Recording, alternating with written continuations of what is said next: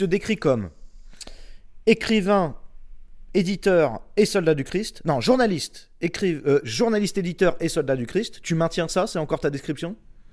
Ouais, toujours. Moi, ça fait de nombreuses années que je suis éditeur, maintenant 13 ans.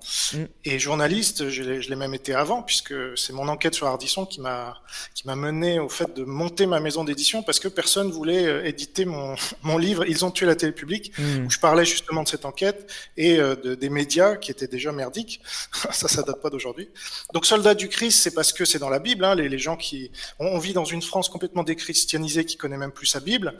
Donc, il y a 2 mentions au moins, une dans le Nouveau, une dans l'Ancien Testament.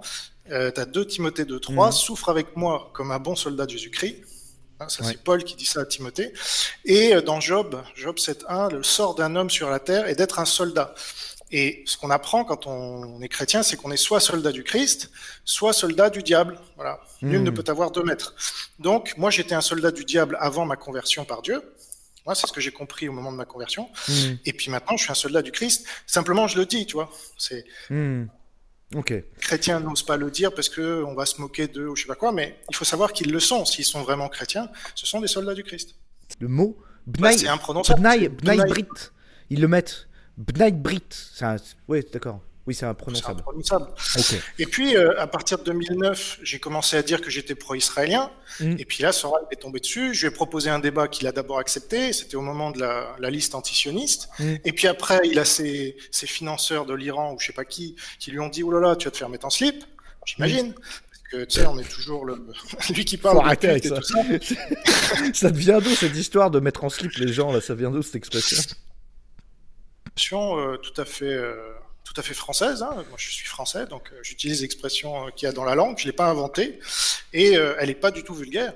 Mais simplement, je m'adresse aussi à un auditoire assez jeune et donc j'essaye de faire la connexion parce que j'essaye de faire passer des idées pas trop stupides, tu vois, à un auditoire qui est complètement décérébré par la télévision, l'éducation nationale socialiste, etc.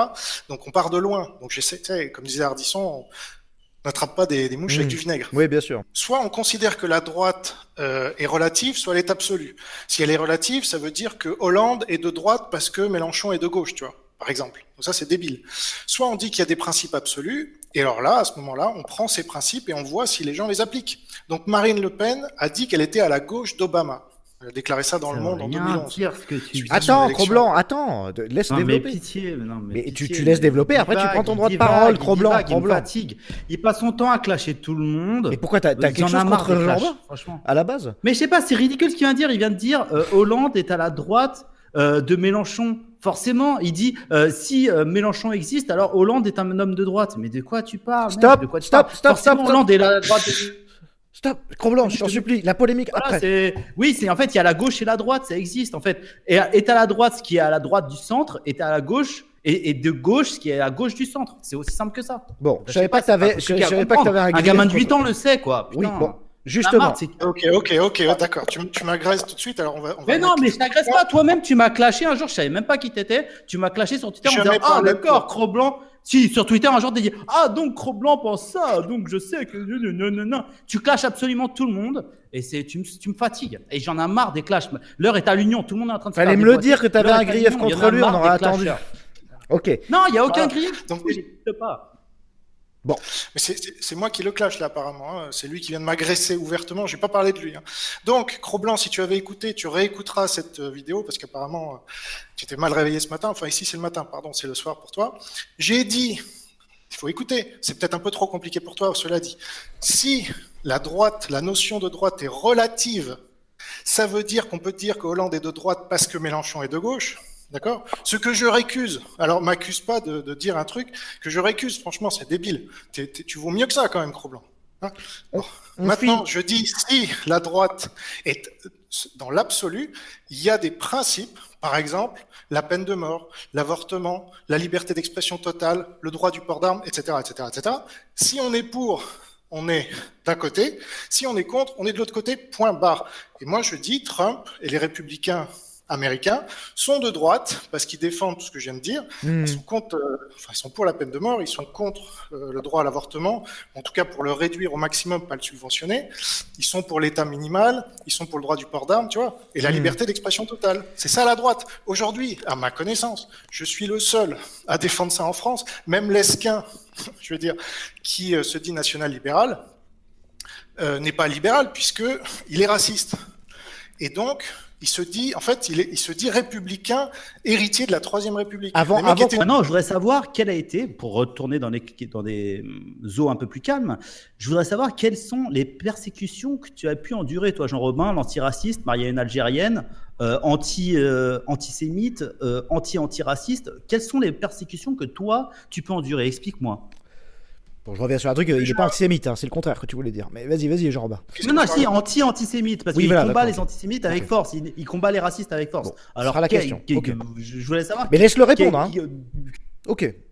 Donc, qu'est-ce qu'il a vécu comme persécution, du coup? Ok. C'est triste de devoir débattre avec un rappeur, mais bon, pourquoi pas. Alors, c'est abusé. Le niveau. Bah oui, tu es un rappeur, tu nies que tu es un rappeur? Est-ce que tu nies que tu es un rappeur? C'est un fait. Mais bien sûr que je suis un rappeur, mais je suis avant tout un écrivain, de quoi tu me parles? Avant tout. Moi, c'est pas comme ça que tu t'es fait connaître, il me semble. Bref, j'écris, mais enfin, bref, je vais pas me justifier face à toi. Bon, on continue. Vas-y, Jean-Robin. Attends.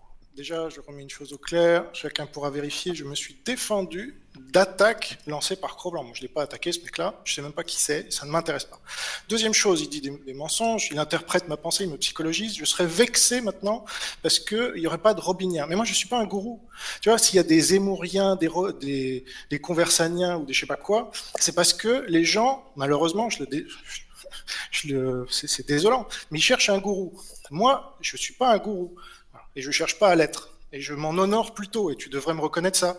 T'as attaqué l'islam, waouh. Attaque le judaïsme. Cro-Blanc, t'es en train de donner raison à Jean-Robin. Non, mais qu'il attaque le judaïsme, on va voir comment ça va souffler. Oh là là là là. Cro-Blanc, t'es en train de montrer justement, t'es en train de démontrer.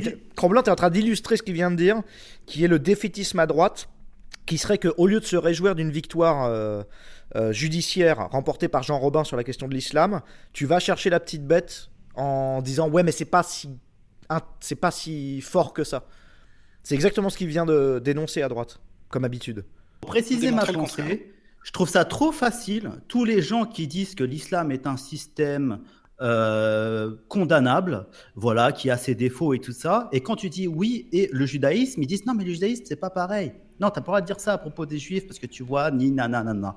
Si tu condamnes le Coran et l'islam en disant c'est un système qui est mauvais pour la France et tout ça, tu devrais pouvoir le faire pour le judaïsme. Et je pense que Jean Robin étant un libre penseur, il devrait pouvoir valider ça. Mais le fait est qu'en France, tu ne peux pas faire ça. Bah, je te pose la question, Jean Robin. Si tu comptes... Est-ce que tu autorises de ton côté... T'es Hitler. Voilà. Jean Robin, est-ce que tu es contre l'idée que des gens puissent... puisque toi, tu t'es dit pro-israélien, au final, ou en tout cas intéressé par Israël, est-ce que ça te dérange quand quelqu'un critique Israël ? Mais non, c'est le cas en France matin, midi et soir. Et à ma connaissance, Soral est toujours vivant et Dieudonné aussi. Charlie Hebdo, ils sont morts, ok? Et ça, c'est n'importe quoi l'argument de Cro-Blanc. Donc j'ai même pas envie de rentrer là-dedans. En plus, c'est tellement n'importe quoi. Non, attends, Cro-Blanc. Non. Que toi, le tribunal t'a donné raison et qu'eux, ils prennent des années de prison. Voilà, t'as tellement raison que toi, t'as été dédouané et qu'eux, ils vont en prison. Ok, voilà, Cro-Blanc, ok. Je sais, oui. Charlie Hebdo, ils sont morts, mon gars. Réfléchis un peu quand tu parles, putain. Ça, c'est fatigant, hein.